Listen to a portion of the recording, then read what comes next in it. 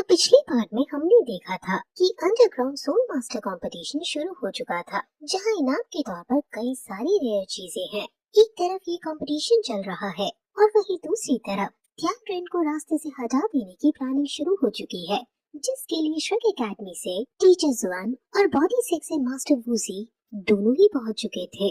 हालांकि उनकी मुलाकात सबसे पहले ड्रैगन एम्परर लॉन्ग जियाओ याओ से होती है, जो कि एक तरह से टियान रेन को प्रोटेक्ट कर रहे हैं। इस वजह से यहाँ मास्टर वूजी और टीचर जुआन दोनों ही लॉन्ग जियाओ याओ से लड़ने लगे थे। वैसे इस बीच वहाँ यू हाओ, जो कि अभी इस कंपटीशन में बैठा हुआ है, उसने अपनी सोल कॉन्शियसनेस से एक क्लोन क्रिएट करते हुए अपनी टीम के पास भेज दिया था, जिससे कि ये लोग उन रेयर मेटल्स को चुरा सके जो कि ब्लैक मार्केट में सेल किए जा रहे हैं। वैसे अब इस पार्ट की स्टार्टिंग भी इसी के आगे से होती है। हमने देखा था कि यू हाओ और उसका वो ग्रुप अभी इस जगह पर आ चुके थे जहाँ वो रेयर मेटल्स है। इन्होंने कई दरवाजे खोले और उन दरवाजों के अंदर आने के बाद इन्हें एक बड़ा सा कमरा मिला, जहाँ पर कई सारे शेल्फ रखे थे। इन शेल्फ के अंदर ही वो रेयर मेटल है। यू हाउ देखकर हैरान था कि यहाँ पर कई सारे मैजिकल क्रिस्टल्स भी मौजूद हैं, जो कि मार्केट में तक नहीं मिलते हैं। असल में इस तरह से कुछ चीजों के भाव बढ़ाए जाते हैं, मतलब मार्केट से ये चीजें गायब कर दी जाती हैं और यहाँ स्टोर कर रखी जाती हैं। अभी इनके हाथ में खजाना लग चुका था, इसलिए सभी बहुत खुश थे। लेकिन यू हाउ सभी से कहता है कि अभी खुश होने का समय नहीं है, हमें जल्द से जल्द इन सभी मेटल्स को अपने पास रखना होगा। वो तुरंत ही सभी शेल्फ्स खाली करने लग जाते हैं। इसी दौरान वैंग डोंगर को एक अजीब सा क्रिस्टल दिखता है, जिसे वो उठाने की कोशिश करती है तो वो नहीं उठा पाती। जब वो ये बात यू हाउ को बताती है तो ज़्याओ ज़्याओ और वैंगुएर भी बताते हैं कि उन्हें भी ऐसे ही क्रिस्टल देखने मिले जो वो उठा नहीं पाए। हालांकि वैंगुएर ने कोशिश नहीं की, वरना वो उस क्रिस्टल को तोड़ देती। अभी ये बात सुनकर यू हाउ अपनी सोल पावर का इस्तेमाल करता है तो समझ जाता है कि यहाँ क्या चल रहा है। वो सभी से कहता है कि वो तीनों एक साथ उन क्रिस्टल के पास जाएं। जब सभी वहाँ पहुँच जाते हैं तो यू हाउ उन्हें एक सिमिलर डायरेक्शन बताता है, जिसमें उन्हें वो क्रिस्टल घुमाना था। वो जैसे ही ऐसा करते हैं तो यू हाउ डायरेक्शन चेंज करने का कहता है। 2-3 बार उसकी डायरेक्शन को अलग अलग तरीके से चेंज करने के बाद उस कमरे में एक हलचल होने लगी थी। असल में ये भी एक तरह से खास लॉक है, जिसे एक दूसरा कमरा छुपाने के लिए बनाया गया था। अभी वो सभी यू हाउ की मेंटल सोल पावर इस्तेमाल करने की काबिलियत की तारीफ कर रहे थे, पर यू हाउ कहता है कि अभी काम खत्म नहीं हुआ है। अभी जो सामने दरवाजा है, जो कि खुद ही कई रेयर मेटल्स से बनाया गया है, हमें उसे खोलना होगा, लेकिन ये इतना आसान नहीं है। हालांकि अब जैसे ही वो सामने का दरवाजा खोला जाता है तो वैंगुएर आगे आती है। वो कहती है कि ये काम मुझे करने दो। इतना कहते हुए उसने अपने गोल्डन स्टाफ से उस रेयर मेटल वाले दरवाजे पर हमला कर दिया और उसे पूरी तरह से तोड़ दिया। ज़्याओ ज़्याओ ये देखकर इम्प्रेस थी। वो कह रही थी कि तुम्हारा गोल्डन स्टाफ रेयर मेटल्स को भी डिस्ट्रॉय कर सकता है। इस पर वैंगुएर कहती है कि हाँ, रेयर मेटल्स के अंदर वाइटैलिटी होती है और उसके गोल्डन स्टाफ के अंदर लाइफ एसेंस है, मतलब ड्रैगन एनर्जी है। इस वजह से इस तरह के रेयर मेटल्स की पार वो हमला करते वक्त ही एब्सॉर्ब कर लेता है, जिस वजह से रेयर मेटल गोल्डन स्टाफ के सामने बस मामूली मेटल्स के जैसे हैं। अभी यहाँ आगे आने के बाद सबसे पहले इन लोगों की नजर एक बड़ी सी कैनन पर पड़ती है, जो कि सोल एनर्जी से भी चलती है। अभी ये सच में एक ऐसा वेपन है जिसे छुपाया जाए, लेकिन ये इतना भी ज्यादा रेयर नहीं है कि इसके लिए एक रेयर मेटल से बना हुआ दरवाजा यूज किया जाए। यही सोचते हुए यू हाउ सभी से कहता है कि हमें यहाँ की बाकी चीजों को भी ध्यान से देखना होगा। यहाँ जरूर और कुछ न कुछ भी छुपा हुआ है। यही कहने के बाद सभी लोग आसपास देखने लगे कि वहाँ और किस तरह के मेटल्स है। इसी बीच वैंग डोंगर को कुछ देखा। जब यू हाउ ने उसकी तरफ पलट कर देखा तो यू हाउ नोटिस करता है कि वैंग डोंगर की आंखों में आंसू हैं। यू हाउ को ये चीज समझ नहीं आई। यू हाउ जब उसके पास आया तो वैंग डोंगर ने अपना हाथ आगे करते हुए यू हाउ को एक चीज दिखाई, जो कि असल में एक एलिमेंटल बॉम्ब है। इस बॉम्ब को देखते ही सभी फ्लैशबैक यू हाउ की आंखों के सामने आ चुके थे। आपको याद ही होगा कि एपिसोड 32 में मिंटू माउंटेन पर जब शेक सुपरवाइजरी ग्रुप गया था, तब कुछ इविल सोल मास्टर्स ने इस एलिमेंटल बॉम्ब का इस्तेमाल किया था, जिसमें हाउस वैन ने अपनी जान गंवा दी थी। और ऐसे एलिमेंटल बॉम्ब अभी यहाँ इस चेम्बर के अंदर कई 100 की गिनती में है।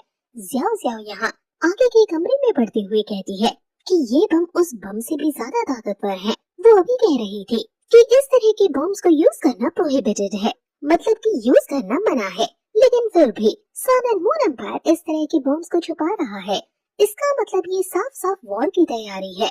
हालांकि वॉर का नाम लेते ही यहाँ से सीन चेंज होकर सीधा वहाँ आसमान में लॉन्ग ज़ियाओ याओ, टीचर जुआन और मास्टर वूसी की फाइट पर आ गया। यहाँ पर भले ही लॉन्ग ज़ियाओ याओ 100 लेवल पर हो, लेकिन फिर भी टीचर जुआन और मास्टर वूसी दोनों से एक समय पर लड़ना उनके लिए मुश्किल हो रहा है। मतलब अभी तक इस फाइट में ये नहीं कहा जा सकता कि कौन जीतेगा। वैसे मास्टर वूसी तो कह रहे थे कि तुम हमें कभी नहीं हरा सकते। आज तुम्हारा सामना हम दोनों से हो रहा है। अगर तुम किसी एक से लड़ते तो फिर भी तुम्हारे जीतने के चांसेस ज्यादा थे। तभी सीन चेंज होकर यहाँ तियानड्रेन पर आता है, जो कि अभी भी अपने पैलेस में ऑरेंज के साथ खड़ा हुआ है। उसने अभी अपने एक गार्ड को वहाँ बुलाया था, उसे एक मैसेज देने के लिए। वो उस गार्ड से कहता है कि मैं सिर्फ ड्रैगन एम्परर के भरोसे बैठा नहीं रह सकता। पैलेस में जितने भी टाइटल दौलू हैं, सभी को तैयार करो। हमें इन दोनों ही मास्टर्स को पकड़ना है। हम इन्हें वापस नहीं लौटने दे सकते। इतना सुनते ही वो गार्ड तुरंत ही वहाँ से चला गया। जिसके बाद तियानड्रेन ऑरेंज से कहता है कि एक बॉडी सेट का लीडर है और दूसरा शक एकेडमी में सबसे ज्यादा पावरफुल मास्टर।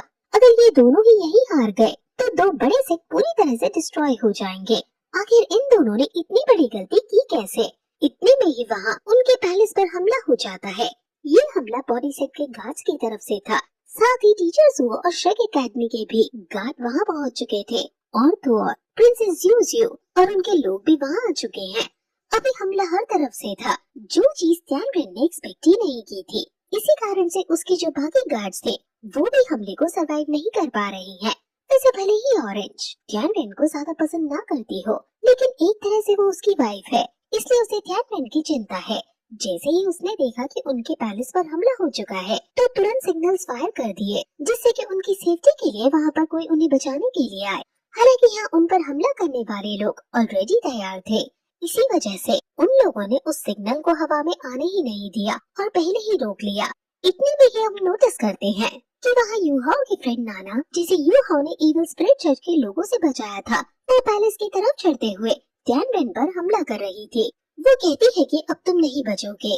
अभी जब वो अपनी तलवार लेकर हमला करती है तो यहाँ ऑरेंज कुछ वही बास्केट में रखे हुए ऑरेंज फेंकते हुए उसे रोकने की कोशिश करती है। अभी वो जिन ऑरेंजेस को फेंक रही थी वो मिनी बॉम्ब थे, जो कि ज्यादा तो जोर से ब्लास्ट नहीं करते, लेकिन फिर भी उनकी वजह से कुछ समय के लिए नाना वही रास्ते में रुक चुकी थी। हालांकि अभी तियानड्रेन ये सब होते हुए देख रहा था। उसके चेहरे पर कोई एक्सप्रेशन नहीं थे। अचानक ही वो कहता है कि अब समय आ चुका है, और इनके इतना कहते ही उसके पीछे से कोई बहुत ही स्पीड से निकलते हुए आता है और नाना को जोरदार हिट करते हुए जमीन पर गिरा देता है। यहाँ वो जो मास्टर था वो भी अब नीचे आ चुका था। इसका नाम ज़ियाओ शेन है और ये उन लोगों में से एक है जिन पर तियानड्रेन बहुत भरोसा करता है। ये ज़ियाओ शेन ताकतवर भी है, इसी वजह से इसे रोकना थोड़ा सा मुश्किल होगा। पर इतने में ही एक सोल मास्टर आगे आते हुए कहता है कि इसे मैं संभाल लूंगा जब तक तुम लोग तियानड्रेन को खत्म करो।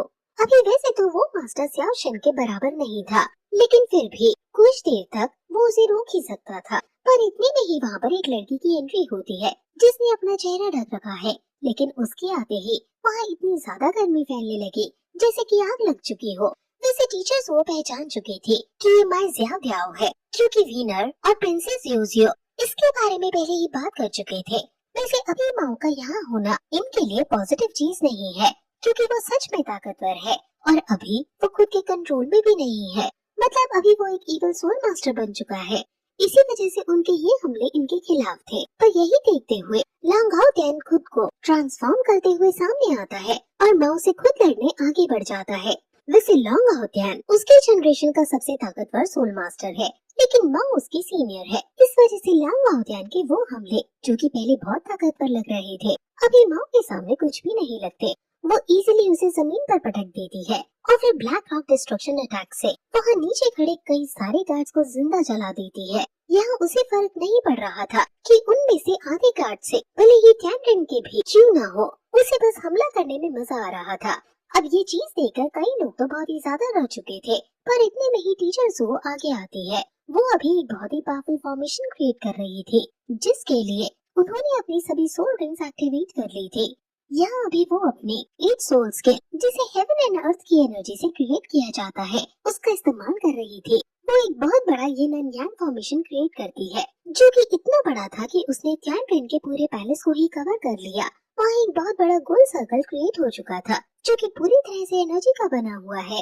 अभी ये जो एनर्जी थी, ये बहुत ही खतरनाक है। ये चीज सियाह शेन ऑलरेडी पहचान चुका था।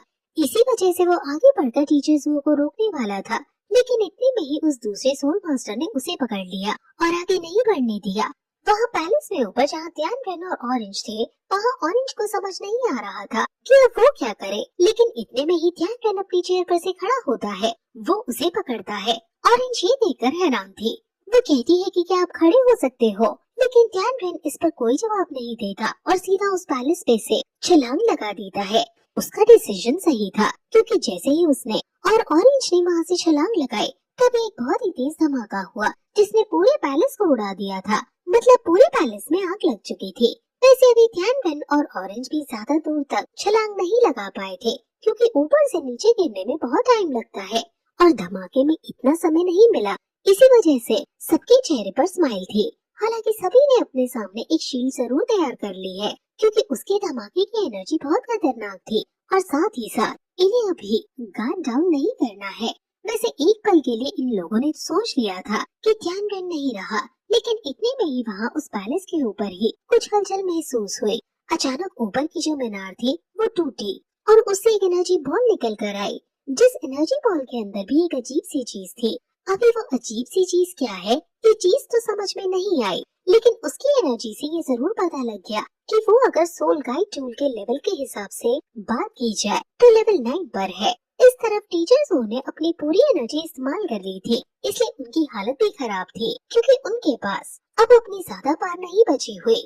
इतने में ही वहाँ वो एनर्जी बॉल अनलॉक होना शुरू होती है और वहाँ सामने तियानरेन एक दूसरे चेयर पर ऑरेंज के साथ अपेयर होता है।